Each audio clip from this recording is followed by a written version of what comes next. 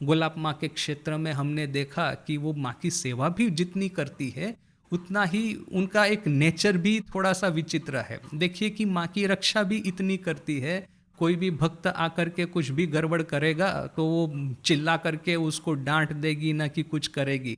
कभी कभी इस तरह से माँ को प्रोटेक्ट करने का प्रयास करती है जो कि माँ पसंद नहीं करती, किंतु फिर भी क्या है, देखिए माँ को तो पता ही है कि जब ये पंच महाभूत का देह लेकर के आए हैं तो थोड़ा सा तो उनको भी प्रोटेक्शन की ज़रूरत है। एक बार माँ जयराम बाटी जा रही थी कलकत्ता से, तो हुआ ऐसा कि कलकत्ता में माँ का स्वास्थ्य अच्छा नहीं था, काफ़ी बीमार रही थी।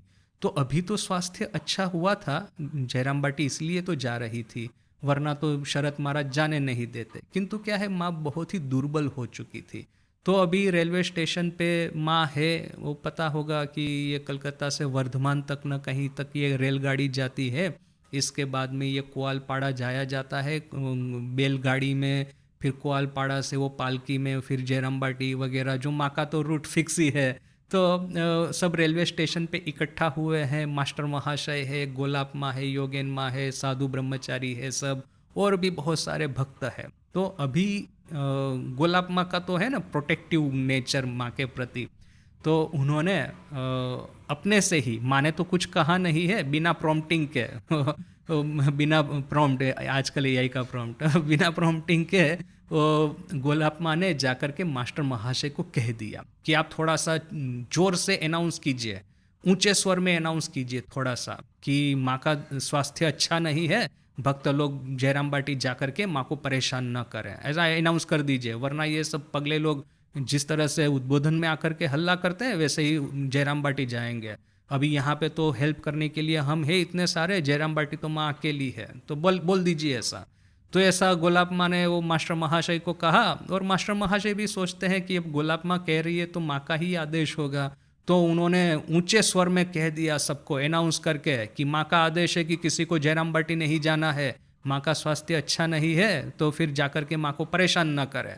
अभी रेलवे स्टेशन पे मास्टर महाशय का तो रिस्पेक्ट उस समय तो बहुत था ना, मैंने सबको पता है ठाकुर के अंतरंग शिष्य है, कथामृत लिखा है, माँ के प्रिय है। तो अब जब मास्टर महाशय इस तरह से मैंने ऊंचे स्वर में बात करेंगे तो सब भक्त लोग तो थोड़े बेचारे शांत हो ही जाएंगे। तो किंतु माँ ये सब सुन रही है, और माँ इमीडिएटली समझ गई कि वो मास्टर महाशय ये जो बता रहे हैं, अनाउंसमेंट कर रहे हैं, उसके पीछे हाथ किसका है। तो माँ ने इमीडिएटली गोलाब माँ को बोला, किंतु माँ का बोलने का स्वर तो बड़ा मृदु होता है, तो बड़े ही मृदु स्वर से गोलाब माँ को कहा, अरे गोलाब, ये तुम क्या कर रही हो, ये क्या कर रही हो तुम, मेरे भक्तों को, मेरे संतानों को जयराम बाटी आने से रोक रही हो, ये सब क्या मामला है। तो देखिए कि माँ के जीवन में इवन आखिरी तक इस तरह से माँ स्वास्थ्य खराब होने से भी भक्तों की यह जो जतन करना, भक्तों को उपदेश देना, वो छोड़ती नहीं। किंतु गोलाब माँ का ऐसा नेचर था कि कैसे भी करके माँ को प्रोटेक्ट करके रखे। अभी गोलाब माँ किस तरह से माँ को प्रोटेक्ट करती है नहीं करती है, वो कल भी एक उदाहरण देखा, और जिस तरह से हमने कल लाटू महाराज का उदाहरण देखा था, वैसे ही उसी समय का एक दूसरा उदाहरण है, और सेम एग्जैक्ट वही बात है कि माँ वहीं पे बीमार होकर के पड़ी है उद्बोधन में, और बहुत ही शरीर खराब चल रहा है, बार बार बुखार हो रहा है, पूरा देह जैसे कि हड्डी पसली हो गया है। उस समय माँ लेटी है वहाँ पे, और माँ के एक भाई का मृत्यु हो गया, मोस्ट प्रोबेबली प्रसन्न मामा का, जो भी है नाम याद नहीं, मोस्ट प्रोबेबली प्रसन्न मामा, उनका मृत्यु हो गया। अभी माँ को यह तो पता है कि वो बीमार है, और उनकी ट्रीटमेंट चल रही है। तो माँ बार बार पूछती है, अच्छा वो मेरे भाई का क्या हुआ, क्या उसकी ट्रीटमेंट चल रही है, क्या उसका है। फिर माँ क्या करेगी, अपने पास में उसकी उनकी खुद की सेवा के लिए जो फल मिठाई वगैरह आएगा, माँ किसी त्यागी संतान को कहेगी कि जाओ ये जा कर के मेरे भाई को दे दो, उसके घर दे के आओ, वो तो गरीब है, उन उसकी बेचारी की सेवा करने वाला कोई नहीं है। तो अब माँ खुद इतना बीमार है, अपने भाई की खबर ले रही है और बार बार पूछ रही है। और अगेन कल जैसे लाटू महाराज के केस में देखा था, शरत महाराज ने सबको स्ट्रिक्ट इंस्ट्रक्शन दे दिया था कि माँ के भाई का देहांत हुआ है, माँ को बताना नहीं है, वरना तो फिर उनकी तबीयत और भी बिगड़ जाएगी।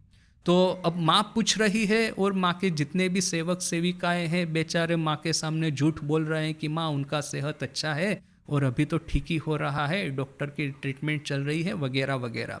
किंतु फिर माँ, अब देखिए, जिस तरह से लाटू महाराज के केस में हुआ, भाई के साथ में तो एक अत्यंत ही एक अपनेपन का भाव है ना। छोटे थे, ये सब बच्चे थे, तो माँ ने ही तो उनकी संभाल रखी थी, माँ ने ही तो उनकी केयर करती थी, जैसे जननी हो करके अपने छोटे भाइयों की जतन करती थी। तो उनका मृत्यु हो और माँ को पता न चले, ऐसा कैसे हो सकता है।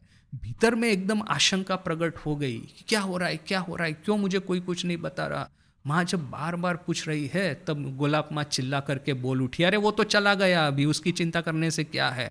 तो जैसे ही माँ ने सुना, माँ के हृदय में इतना आघात लगा, फिर वो बेचारी का सेहत बिगड़ गया। और ये दोनों घटनाएं ना एक ही समय में पास पास में ही हुई थी, माँ के भाई का देहांत और ये लाटू महाराज का।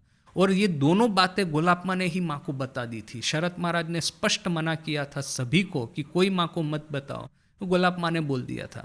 अभी देखिए कि इसके बारे में क्या कहेंगे, गुलाब माँ का गलती कहेंगे कि फिर अल्टीमेटली देखिए कि सबको पता है कि माँ तो जगत जननी है, माँ से कुछ छुपा नहीं सकते हैं, कितना आप झूठ बोलेंगे, वो भी तो एक प्रश्न है। तो ये थी गुलाब माँ। तो उनकी ये मतलब गंभीरानंद जी कहते हैं जया विजया की बात कर लेते हैं, क्योंकि उनकी बातें आगे के अपना जो स्टोरी आगे जब चलेगी बहुत सारी आएगी। तो ये गुलाब माँ का परिचय हो गया।